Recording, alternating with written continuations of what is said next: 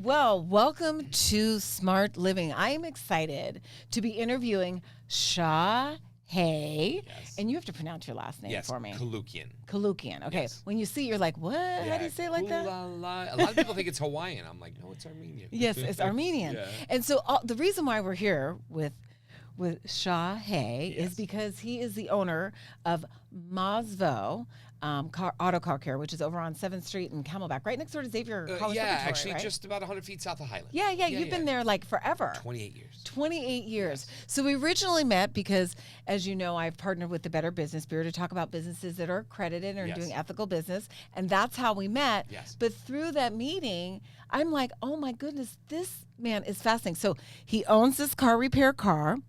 Plus, I bet you don't know this, he's also an actor. He's also now a book writer, publisher, all of it. Yes. And the list goes on and on and on. Plus, you know 6 languages. Yes. And you've lived pretty much in a lot of places all over the country, from Lebanon to Paris to all over. To Germany, to Africa, to Tel Aviv, to Toronto, Canada. Right. Yeah. But yet you're living here in Phoenix, I- Arizona, in and this you own a heat. car mechanic store, which is actually a great store. And I actually did a few shots there, so I'll upload that video of his car care place, which has great reviews with the Better Business Bureau. Yes. So first and most point, since we met because of the partnership with the Better Business Bureau, with your car care, what's one of the reasons why you decided to be accredited with the Better Business Bureau? Well, I'm old school. I'm pushing 57 years old, and I remember my dad was an entrepreneur. He had shoe repair stores. My uncle had a mechanic shop. My aunt had a tailoring store. Every time they opened a business, the first thing they did was, well, you've got to be a part of the Better Business Bureau. Right. And that kind of, when I was young, I didn't get it. Okay, you're part of it. Is this a secret club? What is it all about? And then after a while, it made me understand that if you're an honest business person, if you do business with empathy, you have nothing to hide. And if you have nothing to hide, I like to get on that soapbox and say, I'm here. Please, if I made a mistake, tell me. And if I did, I'll correct it. Because my obstacles and the people that I try and compete with are non-existent. I compete only with myself. I don't think about other repair shops. Right. How good are they, or how I'm trying to be better than I was yesterday. That's it. And so with the Better Business Bureau, it allows me to say, I'm here and I'm proud of what I do. And by the way, I'm being represented by Better Business Bureau, who does nothing but support people that do the right thing. That's true. And so it kind of it's almost like my grandmother saying, she said, it takes 2 hands to clap. Right. You can wave this one, but you got to find the other one. And so the BBB is the left clap and I'm the right. And together, I think we're here. And that's why I wanted to join.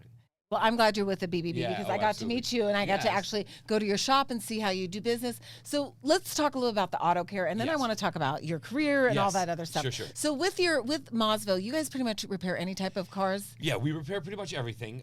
We're sort of, the way I've decided to run the business is become a boutique style of auto repair where it doesn't have 30, 40 employees. It's my wife who runs the front office, 5 technicians and myself to do the day-to-day operations. And basically, I devote the attention that I wish my doctor would give me when I went to see him is one-on-one, tell me everything. And then I talk and I educate and I empower and go, no, you don't have to be scared. What you're saying is not a big deal. I know you don't know, but I'm going to show you why it's not a big deal. It's safe.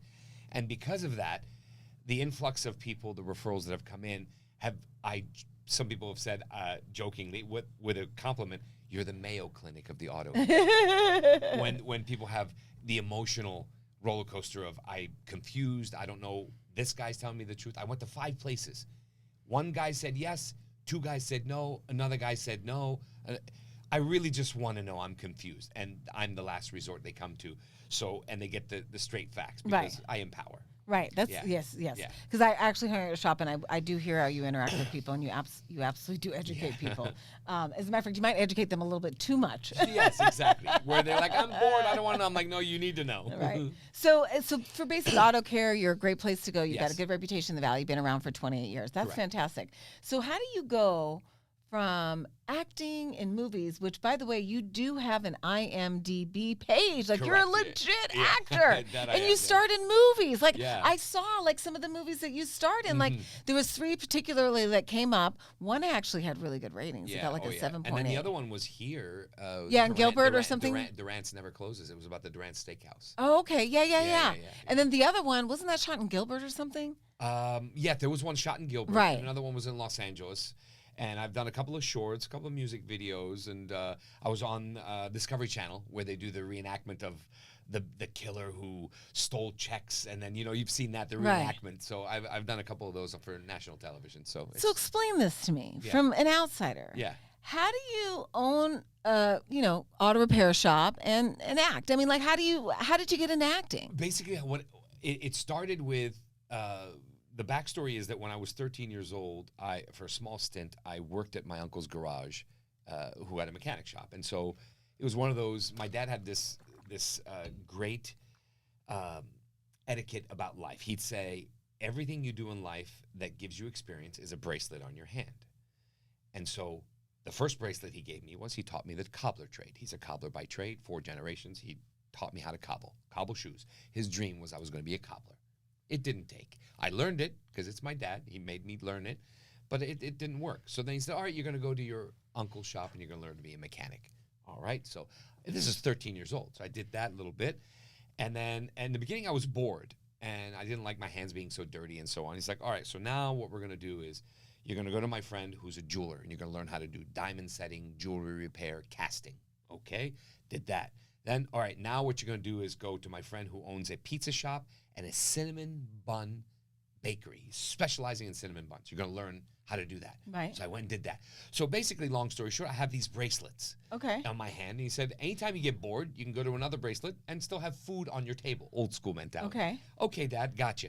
But the one that stuck was the mechanic. Because as I got older, I realized, wait a minute, this is something that I really enjoy because it's different every day. It's a different challenge, a problem of a rattle noise, then a problem of electrical noise, then the oil leaks. It wasn't boring, and so I like that. So while I was doing that, there was a time when working for a dealership, you work with 15, 20 coworkers, and you camaraderie, you talk, you laugh, you joke. Well, my personality has always been to be the class clown, hypothetically. Mm-hmm. So I would joke and whatever, and then one day one of the mechanics' wife was visiting for lunch, and she just leaned in and said, you are funnier than you think you are, and you really need to do stand-up comedy. And I said, well, I don't even know where to begin. I'm not a comedian. No, trust me. My brother works as an MC at a Scottsdale comedy club. At that time, it was called Seekers on Camelback and Scottsdale Road, way back in the day. He said, you can go there, and they have open mic night on Monday nights. Just go up and do something. I'm like, I don't even know. Now, how old are you now? At that time, I was in my early 20s. Okay. And so I went and I did that. And so I met the gentleman. He goes, have you ever been on stage before? I said, no, I've never been on stage before. He goes, well, my friend who referred you to me says you're really good. So get up on stage, listen to your voice on the microphone so you get an idea. Okay, I did. All right. So now write something down that you think is funny and then come back and I'll tell you if it makes sense. So I wrote some funny little things. I came back. He goes, this is good. Go ahead and do that. I'm going to give you 3 minutes. And when you see the red light blink, it means get off the stage. Okay. So open mic, ladies and gentlemen, introducing Shahe Koulloukian. He butchered my name. Right. And I was like, all right, not a big deal. So I got up. I go, hi, I'm Shahe Koulloukian. I took that as my first improvisation, and I made fun of my own name. People chuckled. And then I did my little thing, and then 3 minutes time, it was great. So I got that vibe. I'm like, oh, this is really that's good. not a vibe. It's a high. It's a high, yeah. It's a natural high. Exactly. So you did well. I did well for the first 3 minutes. And That's my first huge. time. It is huge. And then so I started writing. And I think naturally I always had it in me to be a writer, but I just didn't know it at that time. Okay, let me just for people that are listening, I know this about comedy, but a lot of people don't know this, that comedy is not so much about you being on stage. Sure. It really is all about the writing. Absolutely. And most of these comedians either have fantastic writers behind them or they themselves are fantastic Correct. writers. Yeah, So, writing is crucial and timing because comedy is mathematics. Right, it's of course. rhythm, it's a tone, and you have to learn to pause and wait for the laughter. Right, the timing is everything. If you don't wait for the laughter, by the time they're finished laughing at your first joke, you're halfway through your second and you lost them. Right. And it doesn't work. So anyway, that's how it happened. I started doing that, and then I thought, okay, this could go someplace, but I'm not going to quit my job. I'm a mechanic, so I'm working for a dealership. I'm still doing that every day. And then now I'm like, wow, okay, so it doesn't affect my mechanic job because I'm off at 6 o'clock. I could go do comedy at night and still, it won't bother anything. Right. Great. So I started doing that. And the next thing you know, I got a local agent. And then all of a sudden, I'm touring. All of a sudden, my toolbox goes in my house, and I stop being a mechanic. Oh, really? So you were doing comedy full time? Full time, yeah. Oh, full time. wow. Okay. This is during the Arsenio Hall. Yeah, this TV was huge. Yeah. And so, and I started competing, and then when the Improv opened up here, at that time, in Tempe. At that time when I started to excel, David Spade, who was here locally, had just transitioned to Los Angeles. Okay. He broken through. So that's good timing for you. Yeah. So it was great, and was doing a lot of comedy and having a blast. And anyway, what ended up happening, life hits you with a curveball, and then my father got diagnosed with cancer. That's how I was raised. And so I stayed home. That's how I was raised. And gave up the comedy and went back to being a mechanic. And gave up the comedy and went back to being a mechanic because comedy was touring, and that would mean I would not be here. My dad I need to be here, especially for old school Armenian. My dad and my mom, who's old school Armenian. The traditional codependent. And so she was and so and so exactly. So I said, all right, I'm going to stay and take care of the family. So I said, all right, I'm going to stay and take care of the family. And so I did, and I would go to work and then come home. And then mom father passed on, and then mom. She said that from day one. Not going to sit in the culture. So now I became the sole provider. So now I became the sole provider. I have a younger brother. Because of that, I focused on family. Because of that, I focused on family and put aside comedy. Never even thought about it. it. Put aside. No. So you started your shop then. So after you stopped. No. Oh, okay. So you still I was still working at a dealership. Okay. And so I did that. While doing that, everything's while good. Doing that, and then some time went by. Everything's Mom good. Kind of, and then she some did time her went morning by, and mom kind of got over it. She did her morning and 5 years now. Got over it. Passed. It's and been now I'm 5 at years that point now where that had passed, I'm and kind now of I'm at that point where free of all the kind of obligations that I can start free doing of some things. all the obligations that I can start doing some for things. some reason, the calling of the but culinary. for some reason, the calling of the culinary. Yeah, and so oh my gosh, yes, I years forgot ago, your years chef ago, too. in my And so travels, years ago, in my travels, backstory is when we You're lived not in losing Lyon, me. I France. My apologize. Yeah, that's right. I'm having technical difficulties. That's okay. Because we Yeah, actually that's never right. hit record on this, believe it or That's not. okay. Because we believe that? Oh my gosh. Yeah, but that's okay. That's That's all okay. right. Yeah. Oh my gosh. Because you know what? The storage is full. That's all right. Yeah. I'm gonna pause this All for right, just a no split problem. second, guys. I know that you that are listening right, to just a this. Second, guys, I know You're that gonna you have to that are switch this listening to over. this. Yeah. No worries. You're gonna have to switch this over. Oh, that's No worries. unfortunate. Right there. Oh, that's unfortunate. I looked up and I saw that this is our main camera, guys, for those of you that are listening. And I put this up on YouTube. And I did the mistake of deciding to use a different phone today. That's all right. And so half of this is not going That's to be all on right. YouTube, some of it, so I forgive you. And I apologize Not a for problem. interrupting, and No I problem. apologize. No problem. You got Okay, it. You we're got back. So we're Finish back. it. So Yeah. anyway, so the culinary part of it came back, and then I decided, all right, so I'm gonna pursue that a little bit. And that culinary side came from when I was in Lyon, France.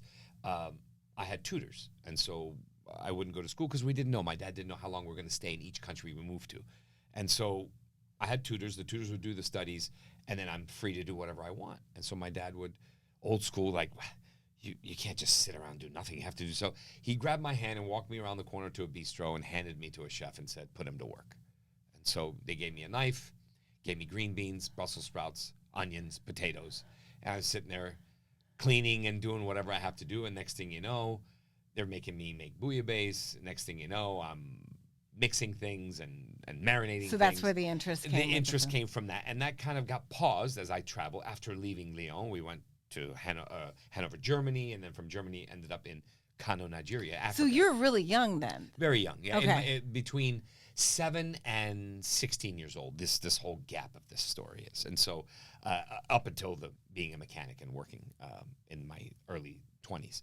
So I decided, all right, you know what? I think I'm going to do that. I think it would be fun to do cooking. So I went and went to Scottsdale Culinary, and I said, I want to take a culinary degree. And they're like, okay. So I would work during the day. At that time, Scottsdale Culinary was allowing to do classes at night. Okay. So I started doing that, and then I graduated, and then I went to the Hilton, and I said, I'm applying for a chef position. It's like, we don't have a chef position because you've got to, be a long time Right. experience. You just graduated. I said, well, I have the knack for it. Well, they're like, well, you could be a cook, a line cook, and try Right. that for a little while. So I started at the Hilton on 7th Street. And Oh, the one, the Point, the Hilton Point. Hilton, Okay, yeah. I started down the downstairs Point in Time.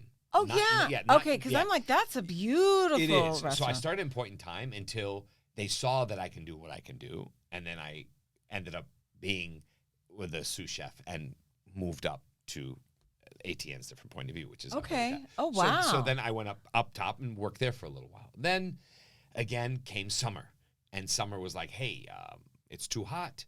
And the occupancy rate of the Hilton Hotel is very low.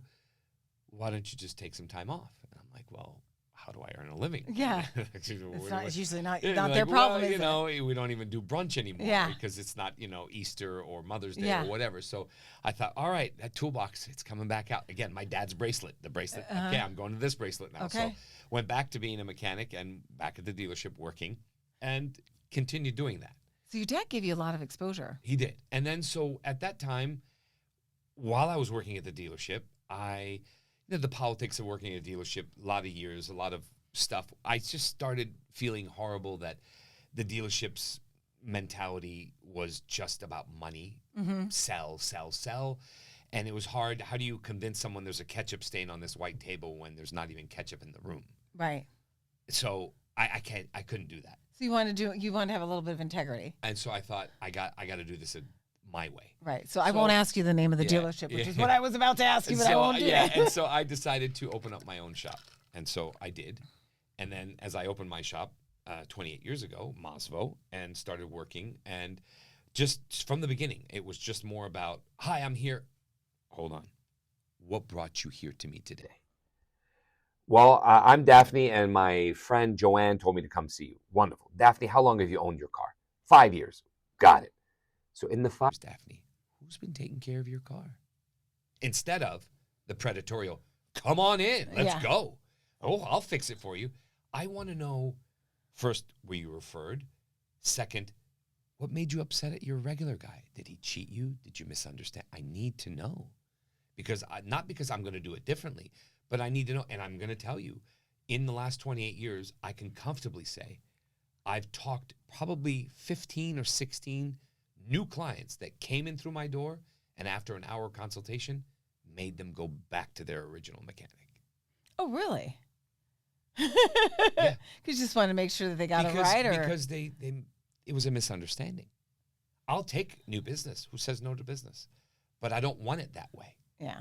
I want it because you need me, not because you misunderstood. Right. Because, like they say, the grass is greener on the other side, or at least that people think so. So when you dissect it and say, oh, you went in that day and there was a new guy and he just explained it to you the wrong way, but you never consulted the owner who you trusted. You never went to Sean and said, Right. Sean, oh my God, I didn't know. I'm so sorry. Right. I'll make it right. Because if you, Daphne, were my customer and you went to someone else and you didn't give me the opportunity after 5 years of taking care of you to say a mistake happened, can you please make it right? A lot of people I would don't- feel bad to say, how did I miss that? Yeah, and a lot of people don't give you that chance to Right. correct the mistake Exactly. that you made. So because of that, that's the core of what I've done. But you realize that, let me tell you something. So I that's interesting that you said that. I won't go off too much, but Yeah. I've been in business for many years Sure. myself throughout my career, and I don't like to sell anything. Right. I don't sell nothing. Right.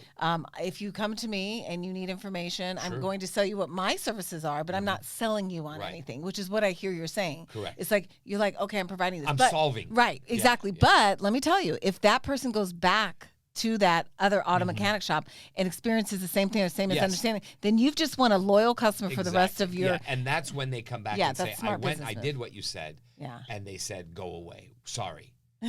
Wonderful. Now with open arms, come on in. I got you. Great. And so That's it great. doesn't happen always, but I always like to know that. So the core of my business has been empowerment, to educate first and make you become your own first line and be an advocate for yourself. Because I think I mentioned this the first time we met.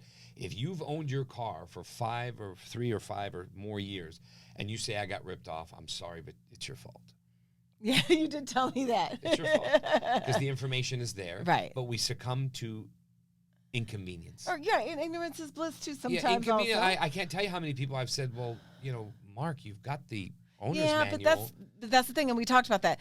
You're right, and there's no excuse for that, and I agree with you. I cannot argue what Right. you're saying. Yeah. And this is not a rebuttal. No, yeah, I but get this it. is just, I guess this is an excuse. So for Yeah. me, in genuineness, I heard what you said, Yeah. and I probably will never read my owner's manual to my car again. Yeah. Because it's like taking your nails on a chalkboard. Like Correct. it's just Boresville. It is bores. However, if I gave you one small piece of tip and said, P.S., that book, you don't have to read it from beginning to end. P.S.S., if you go to the index and go to oil, it tells you directly to the page, and it's only 4 pages, and you got what you want. He's great. I got to say, if you guys need your cars to be repaired, I'm not trying to give this guy business. I know there's many of auto care So repair shops in the valley, that's but what it he boils is down an interesting guy, this guy. That's what it's all about. So anyway, and so if the owner's manual's there and you're too bored, that's when the open dialogue and honesty comes to say, okay, Shahe, I'm not going to read my book, but I have you. Yeah. What do you think?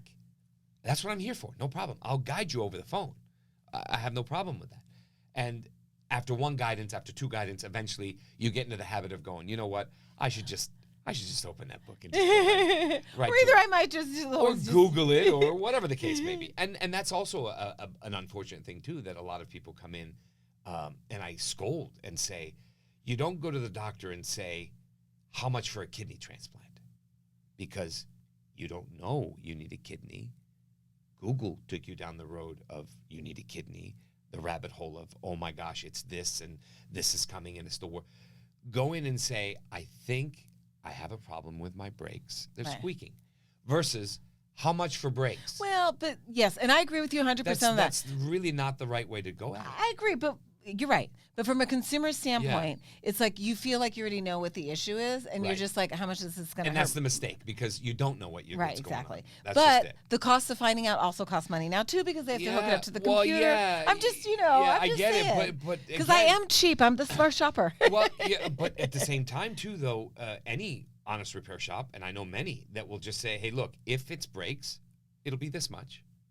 Not, I need to see you first. Right. You can always give a rough idea and say, look, if it's just brake pads and rotors, it's going to be this much. Right. No more than that.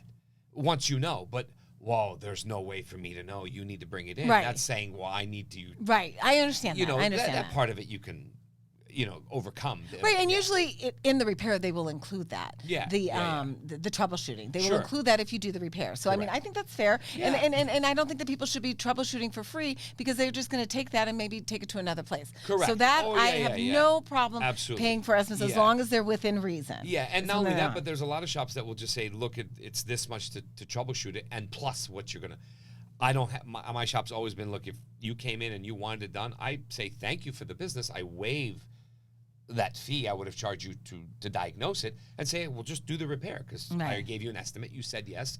Let's do that. Let's put this out. Versus, I can't afford it. I'm selling the car. Okay, now it's fair. You have to pay me for my time. Right. You pay me for the diagnosis. Go trade the car in and sell it. I'm with you. Right. But if you said do it, you're doing thank you. That's my thank you to you Right. for doing the work. Okay, I waive the diagnosis. Right, yeah. It should be applied towards it. Right, right. And you're in business. Yeah. You have overhead. Yeah. So okay, so let's get wrapping things up a Yeah. little bit. Now, so you've been doing repairs for 28 years. You've stayed in business for 28 years. Correct. You've been an accredited business with the BBB. So we know you're making ethical business choices, or at least you're taking responsibility Sure. should anything go awry. In addition to that, we talked a little bit of the fact that you are actually an actor, Yes. and you were actually in culinary. You were a chef here in the Valley. Yes. Now, with that all being said, and we could go on and on and on, but with that, you wrote a book. Correct. So tell me about this book. I'm assuming that it's all about your life. No, actually, it's all about cars, and the book is about it's about self-advocacy. Okay. And so ultimately, how it happened was, prior to COVID, I do what I do, and one of my customers had come in and said, you should do a TED Talk. You Yeah. have so much wealth of knowledge that I wish I could just sit here and listen like a lecture. I said, well, yeah, I guess so. Yeah, you should, because, it's nice for you to, but TED Talk will get you in the world. Like, everybody in the U.S. will hear, everyone has cars. Oh, yeah. Car repair isn't just strictly for Arizona, it's for everywhere. Right. So I said, yeah, you're right. Maybe I'll do that. So I wrote something and I submitted it. And the feedback was wonderful, except it's too long. TED Talk, 22 minutes or less. You don't know how to summarize. I'm like, okay, well, this it's so complex, and there's so many layers of this But onion. you couldn't do it in 22 minutes. Not to make it well worth to be, like to convey the message appropriately. Exactly, and to blow up or become, whatever. No, it's not going to work. I can't do that. So I forgot about it. The same customer came back for the follow-up service and said, whatever happened with TED Talk? Oh, this is what happened. He goes, oh, that's too bad. I didn't know that. Well, it was an idea. And as he proceeded to leave, he stopped and said, maybe book one day. There we go. The seed And was I planted. go, oh, I never even thought of that. Okay. And I didn't say anything. I thought, okay, that makes sense. And then COVID hit. And now So you wrote the book. You had nothing else to do. I was open. I was open for business during COVID the whole time. But I couldn't go to the gym. I couldn't go anywhere when I Were went you home. busy? Incredibly. Really? Incredibly I'm busy. shocked. I really am. Oh, yeah. We not one day did I close during COVID. Oh my God. I'm like, We where are wore people the going? mask. We had the machine that disinfected the Where are waiting people room. going? We were all on lockdown. Well, Yeah, apparently, yeah. not. Apparently we weren't. No, a lot of people were That's so going out of crazy. town. A lot of people were here's what happened. My mom is stuck in Minnesota. So I you need to go get to her. Got it. I need the car fixed. Right. Or my family's in Los Angeles or New Mexico Okay. or whatever. That's what happened. Okay. People that had, I have a cabin up north. I'm escaping. Right. Yeah. Yeah. There's a lot of escaping going on. yeah. For sure. And so there was, I never closed. Wow. Yeah. So then you wrote your book too? So then what I thought, okay, I'm coming home now. I can't go to the gym. I can't go to the movie. I can't go in a restaurant. I can't do anything. I'm in front of my computer. I'm like, Microsoft Word, let's see what I can do. And then How many pages later? Originally 430. So basically it's about repairing your car or things you need to know? No, it's things you need to know. Everything from, I have a teen driver. What do I need to know? Okay. I'm going to walk into a dealership and buy a car, but I'm afraid of the game I'm going to play of negotiating. What do I need to know? Oh, that's interesting. I don't like my current mechanic. I need to find an honest mechanic. What do I need to know? I just got into an accident. I can go to any body shop. What makes one body shop better than the other? I have car insurance. How do I know what's really covered, what's not, and what's my fault and what's not? Well, you really broke this down. I mean, I wow. spoke with physicians, chiropractors, and a physical therapist and did a topic on if I hit a car at 45 miles an hour, what are the possible injuries? And then I'm thinking electric and hybrid. What do I need to know? Oh, I can tell you all about that one. You know what I know. So all of that, and basically the book became about self-advocacy. So if you read the book, you're going to say, I now know how to question things. I now know not to be afraid or intimidated because I'm a woman or I'm an older person, and I'm not going to be taken advantage of by the fear factor. Oh, if you don't fix it, you're going to crash and burn. And no, I know the basics. I know how to ask the right questions.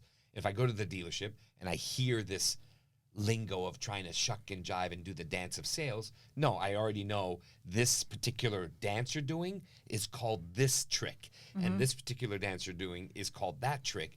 I'm going to avoid all that. I know to just go here, ask for this, give this deposit, only sign here, and move on. Right. And that's what it's about. So what's the name of the book? It's called Car Confidential. Okay, which I knew that. Car Yes, Confidential. I yes, actually took a yes. couple pictures of that. And I know you're self-published, so Correct. people can pick it up on Amazon. They can also get it. Amazon, they can also get it from Barnes & Noble and Changing Hands bookstore here Okay, locally. yeah, I love Changing Hands. Yeah, Oh, they're that's so wonderful. great. Yeah. They're supporting you. Yeah, and it also Yay.